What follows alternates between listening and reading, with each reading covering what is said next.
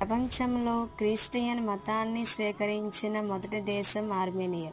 Armenia 301 ఏడీలో Christian మతాన్ని జాతీయ మతంగా ప్రకటించిన మొదటి దేశంగా చరిత్రలో నిలిచింది. ఆర్మేనియాకు సంబంధించిన ఈ చారిత్రక సందర్భంలో టిరిడాటెస్ అనే రాజు పాత్ర ఎంతో ముఖ్యమైనది. ఆయన అధికారంలో ఉన్నప్పుడు సెయింట్ గ్రెగోర్ లుసావోరిక్ అనే సెయింట్ ద్వారా క్రిస్టియన్ మతం ఆయనకు పరిచయం చేయబడింది. సెయింట్ గ్రెగోర్ను మొదట ఆర్మేనియన్ రాజవంశం నిర్బంధం చేశాయి.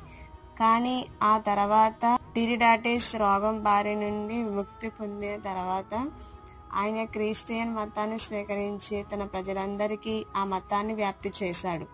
ఈ విధంగా ఆర్మేనియా క్రిస్టియన్ మతాన్ని స్వీకరించి ప్రపంచంలో తొలి క్రిస్టియన్ దేశంగా ప్రసిద్ధి చెందింది. ఆర్మేనియాలో ఈ రోజు వరకు కూడా క్రిస్టియన్ మతానికి గౌరవం ఉంది. మరిన్ని వీడియోస్ కోసం మా ఛానల్ను సబ్స్క్రైబ్ చేసుకోండి.